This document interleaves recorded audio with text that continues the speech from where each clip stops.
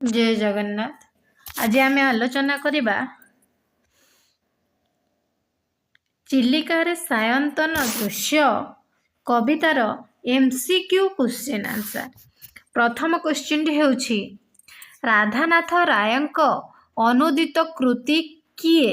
आमे जानिछु राधानाथ रायंकर अनुदित कृति हेउछि Meghdoot. Answer T कोन हबो मेघदूत। ताले 2 नंबर प्रश्न देखिबा। 2 नंबर प्रश्नटी हेउछि केउटी आशार उत्थान पतन घटी थाए। केउथरे आशार उत्थान पतन घटी थाए दुखी मनरे आशार उत्थान आ पतन घटी थाए। 3 नंबर प्रश्नटी एबे देखिबा कवि राधानाथ राय काहाकु मृत्युंजय बोली चिलिकारे सायंतन दृश्य कवितारे कहिसंती। जो आम कवितारे काहाकु मृत्युंजय बोली कवि कहिसंती। आमे जानिछु कवि से सूर्य को ही कौन मृत्युंजय बोली कहिसंती है ना नहीं। कवि सूर्य को ही से कौन बोली कहिसंती मृत्युंजय बोली कहिसंती। ताहले 4 नंबर प्रश्नटी कौन अछि। 4 नंबर प्रश्नटी हेउछि पापर गातरे किए पड़ी थाए। सब बेले पापर गातरे ही अज्ञान पड़ी थाए। ताहले 5 नंबर प्रश्नटी कौन अछि आमे देखिबा। 5 नंबर प्रश्नटी गलाणी तो गला कथारे संगीत गीतर रचयिता कवि सूर्य बलदेव रथ। कवि सूर्य बुझिला ना नहीं। 6 नंबर टी कौन अछि संगीत आवेशरे मन केउठी वितरण करे। उत्तरटी कौन हबो अतीन्द्रिय देशरे। बुझिला ना नहीं। जे निज इंद्रिय को जय करि पारे ताको अतीन्द्रिय बोली कह जाए। तो अतीन्द्रिय देशरे संगीत वितरण करि पारे। ताहले 7 नंबर प्रश्नटी एबे देखमा ज्योत्स्ना परिप्लुत सृष्टि किपरि दिसुथिला।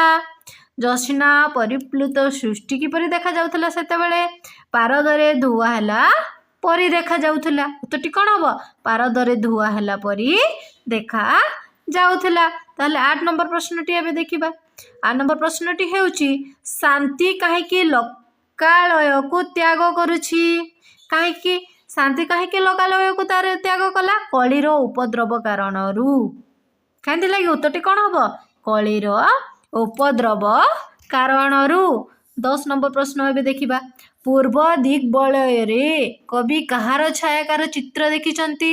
पूर्व दिग्बलय रे कवि देखिथिले कार मीनजीवी मानकर नाबर है ना नहीं। पूर्व दिग्बलय रे कवि छायाकार चित्र देखिचंती जेंटा कि अधा देखा जाए अधा स्पष्ट देखा जाए नाही। 10 नंबर प्रश्नटी होउची ह्रदर मध्य भाग रे कहार प्रतिबिंब सभा पाउची बोली कवि कहिसंती। कहार दीप मध्यस्थ पहाड़र नहीं दीप मध्यस्थ पहाड़र। 11 नंबर प्रश्नटी देखिबा मात्र जस देहे तुम्हे आयुष्मान ये कथा कहा उद्देश्य रे कहा जाइछि। आमे जानिछु आम राधानाथ राय कवि सूर्य बलदेव विषय रे कविता रे कहिसंती बेसी की है ना नहीं। से कवि सूर्य बलदेव रथ को ही कविता रे कहा जाइछि। ताले 12 नंबर प्रश्नटी कोन देखिबा एबे। 12 नंबर प्रश्नटी अछि निशा आगमन रे किए निश्चल होइछि। किए निशा आगमन रे किए निश्चल होइछि। निशा आगमन रे किए निश्चल होइछि। आमे जानिछु निशा आगमन रे अवनी ही निश्चल होई रहिछि है ना नहीं। ताले 13 नंबर प्रश्नटी कोन अछि कली उपद्रव रे किए लोकालय त्याग करी वन देश रे आश्रय नेछि। कली उपद्रव रे किए लोकालय त्याग करी वन देश रे आश्रय नेला। किए वन देश रे आश्रय नेला शांति। शांति ही वन देश रे जाई आश्रय नेला। कली भितरे शांति आ रहिला नाही है ना नहीं। ताले 14 नंबर टे कोन अछि 14 नंबर प्रश्नटी देखिबा एबे देखो काहाकू क्षीरद सागर बोली कवि कहिसंती। काहाकू क्षीरद ज्योत्स्ना बन्नबकू। काहाकू क्षीरद सागर बोली कहिसंती से ज्योत्स्ना बन्नबकू ही कौन क्षीरद सागर बोली कहिसंती सदर बोली कहिसंती। सॉरी 15 नंबर टी कौन अछि पठित कविता रे काहाकू ज्योत्स्ना दुकूल वासिनी बोली कहिसंती।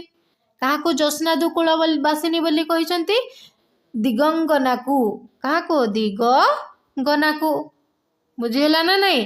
ताले 14 नंबर टा क्षीरद सदर काहाकू कहा गला ज्योत्स्ना नब को କାହାକୁ ଜ୍ୟୋତ୍ସ୍ନା ନବକୁ କ୍ଷୀରୋଦ ସଦର ବୋଲି କୁହାଗଲା। ଜ୍ୟୋତ୍ସ୍ନା ଦୁକୁଳ ବାସିନୀ ଦିଗଙ୍ଗନାକୁ ବୋଲି କୁହାଯାଇଛି। ତାହେଲେ 16 ନମ୍ବର ପ୍ରଶ୍ନ ଏବେ ଆମେ ଦେଖିବା। କାହାକୁ ଉଲ୍ଲାସର ଆତ୍ମା କୁହାଯାଇଛି? କାହାକୁ ଉଲ୍ଲାସର ଆତ୍ମା କୁହାଗଲା? ଗୀତ ତାନକୁ ହିଁ ଉଲ୍ଲାସର ଆତ୍ମା କୁହାଗଲା। ତାହେଲେ 17 ନମ୍ବର ପ୍ରଶ୍ନ କ'ଣ ଅଛି? 17 ନମ୍ବର ଅଜ୍ଞାନ କେଉଁଠାରେ ପଡ଼େ? ଅଜ୍ଞାନ କେଉଁଠାରେ ପଡ଼ିଥାଏ?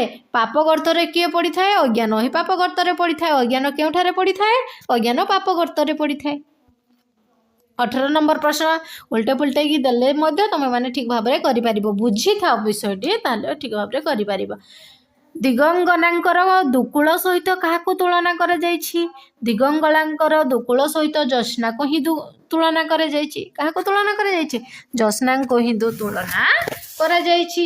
ହେଲା, ଦୁଃଖୀ ମନରେ କାହାର ଉତ୍ଥାନ ପତନ ଘଟେ? କାହାର? ଦୁଃଖୀ ମନରେ କାହାର ଉତ୍ଥାନ ପତନ ଘଟିଥାଏ କହିଲ ପିଲାମାନେ? ଦୁଃଖୀ ମନରେ କାହାର ଉତ୍ଥାନ ପତନ ଘଟିଥାଏ? ଦୁଃଖୀ ମନରେ କାହାର ଉତ୍ଥାନ ପତନ ଘଟିଛି? ଦୁଃଖୀ ମନରେ କାହାର? ଆନ୍ସରଟା ଦେଲ। ଆଶାର। ବୁଝିଲା ନା ନାଇଁ? ଦୁଃଖୀ ମନରେ କାହାର ଉତ୍ଥାନ ପତନ ଘଟିଛି?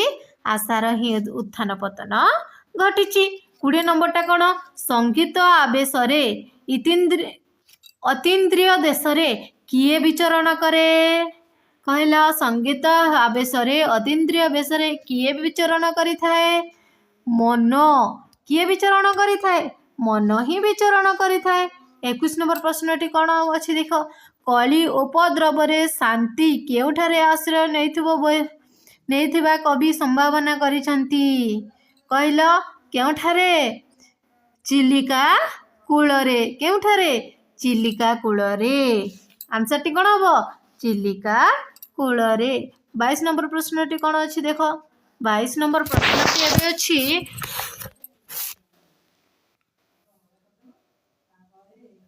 ତରଣୀରେ ଜଳୁଥିବା ମଶାଲକୁ କବି କାହା ସହିତ ତୁଳନା କରିଛନ୍ତି?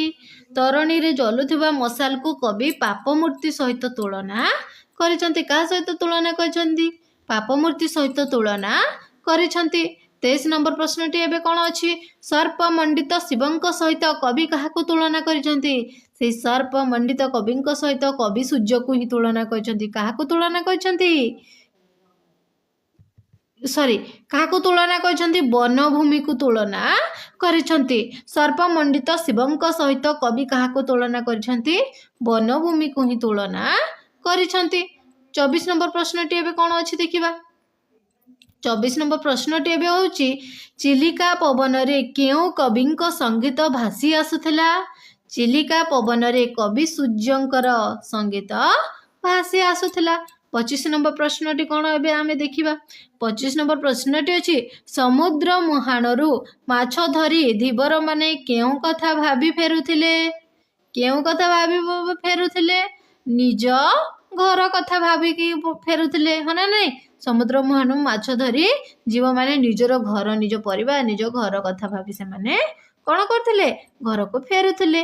24 ନମ୍ବର ପ୍ରଶ୍ନଟି ଏବେ ଦେଖିବା। ପାଲେରୀ ପର୍ବତ ଚିଲିକାରେ କେଉଁ ଦିଗରେ ଅବସ୍ଥିତ? ପାଲେରୀ ପର୍ବତ ଚିଲିକାର କେଉଁ ଦିଗରେ ଅବସ୍ଥିତ କହିଲ? ଚିଲିକାର ପଶ୍ଚିମ ଦିଗରେ, ହଁ ନା ନାଇଁ? ପାଲେରୀ ପର୍ବତ କେଉଁ ଦିଗରେ ଅଛି? ପଶ୍ଚିମ ଦିଗରେ ଅଛି ବୋଲି କବିତାରେ କୁହାଯାଇଛି। ତାହେଲେ 27 ନମ୍ବର ପ୍ରଶ୍ନଟି କ'ଣ ଅଛି? ମଶାଲ ଦେଖି ମୀନମାନେ କ'ଣ କରିବେ? ମଶାଲ ଦେଖି ମୀନମାନେ ତରି ଗର୍ଭରେ ପଡ଼ି ପ୍ରାଣ ଦେବେ। କ'ଣ କରିବେ? ତରି ଗର୍ଭରେ ପଡ଼ି ପ୍ରାଣ ଦେବେ। 28 ନମ୍ବର କ'ଣ ଅଛି? 28 ନମ୍ବରଟା ହେଉଛି, ମୀନ ଆକର୍ଷଣ ଆଶାରେ ପତପାଳ ତରଣୀରେ କ'ଣ କରେ? ମୀନ ଆକର୍ଷଣ ଆଶାରେ ପତପାଳ ତରଣୀରେ କ'ଣ କରିଥାଏ? ମଶାଲ ଜଳାଇଥାଏ। କ'ଣ କରିଥାଏ? ମଶାଲ ଜଳାଇଥାଏ। 29 ନମ୍ବରଟି କ'ଣ ଅଛି ତାହେଲେ ଦେଖିବା। ଇନ୍ଦ୍ରିୟମାନଙ୍କୁ ଅତିକ୍ରମ କରି ଏହି ଅର୍ଥରେ ଚିଲିକାରେ ସାୟନ୍ତନ ଦୃଶ୍ୟ କବିତାରେ କେଉଁ ଶବ୍ଦ ପ୍ରୟୋଗ କରାଯାଇଛି? ଅତୀନ୍ଦ୍ରିୟ। କ'ଣ? ଯିଏ ଇନ୍ଦ୍ରିୟକୁ ଜୟ କରିପାରେ ତାକୁ ଅତୀନ୍ଦ୍ରିୟ ବୋଲି କୁହାଯାଇଥାଏ।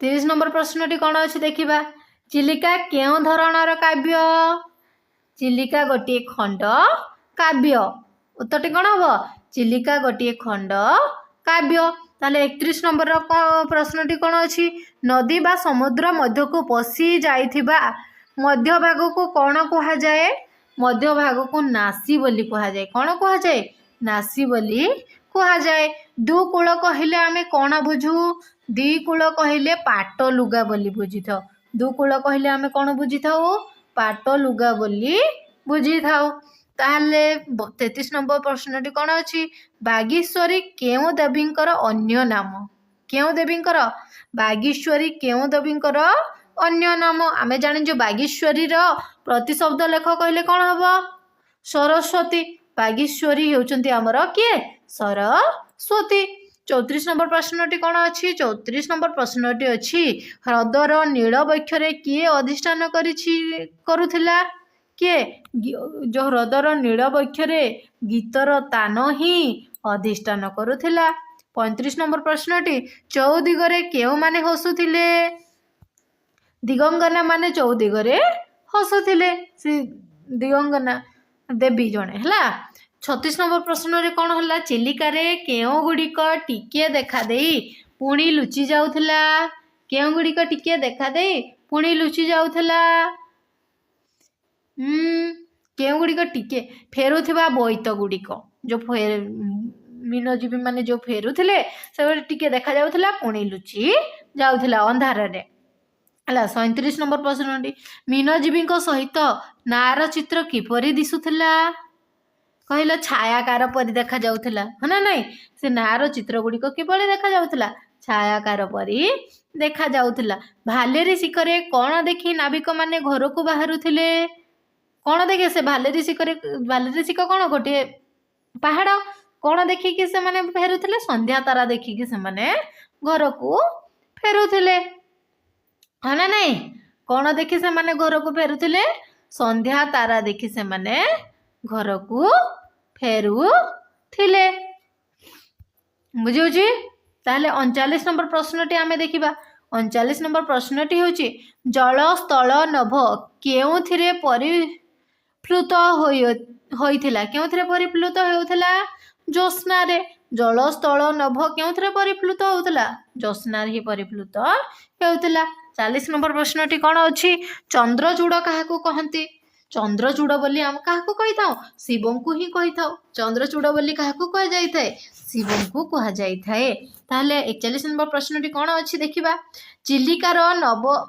चिलिकार जीवन स्थली रे किए आश्रय नेउथिले बोली कवि कल्पना करिसंती शांति देवी चिलिकार जीवन स्थली रे शांति देवी आश्रय नेउथिले बोली कवितारे कवि कल्पना करी कहिसंती 42 नंबर प्रश्नटी ताहले देखिबा एबे गिरिवन देश केउ रूप धारण करिथिला गिरिवन देश केउ रूप धारण करिथिला गिरिवन देश प्रशांत रूप धारण करिथिला 43 नंबर प्रश्नटी कौन अच्छी दीप पर्वतर प्रतिबिंब समूह केउटी प्रतिबिंब होइथिला ह्रदर अंतः स्थल रे केउठी ह्रदर अंतः स्थल रे 44 नंबर प्रश्न एबे देखिबा 44 नंबर प्रश्नटी कौन अच्छी दिगंगना को दुकुल सहित काहाकू तुलना करा जाइछि काहाकू तुलना करा गला दिगंगना को दुकुल सहित ज्योत्स्ना को ही तुलना करा जाइछि है ना नहीं काहाकू तुलना करा जाइछि ज्योत्स्ना को तुलना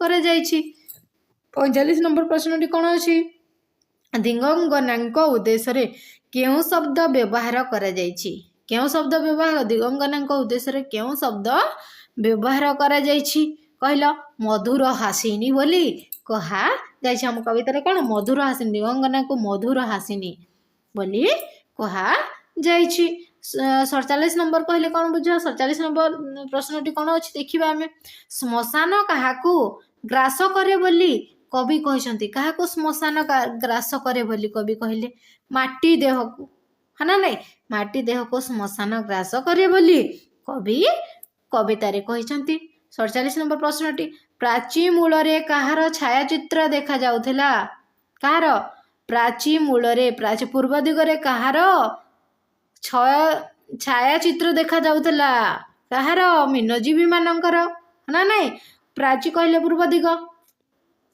48 नंबर प्रश्नटी आम देखा 48 नंबर प्रश्नटी हूँ आसंती पटिका महल सेट की आसंती पटिका महल सेट की एठारे केउ मानकु उल्लासित हेबार कवि कहिसंती काहाको उल्लासित हेबार कवि कहिसंती एठारे आसंती पटिका महल मन उल्लास रे आसुचंती किए धीवर माने 49 नंबर कौन केउ कथा शून्य रे चली जिबा कथा कह जायछि केउ कथाटी शून्य रे चली जिबा कथा कह जायछि अरे शून्य रे केउ कथाटा कवितार को मन ही शून्य रे चली जिबार कथा कह जायछि 50 नंबर टी कौन अच्छी पाप मूर्ति काहाकू लक्ष्य करी कह जायछि पाप मूर्ति टी काहाकू लक्ष्य करी कह जायछि कहला से मशाल को ही पाप मूर्ति बोली कह जायछि बुझला जो अज्ञानी माने से पाप पाप पाप गर्त जाय पड़ी थांती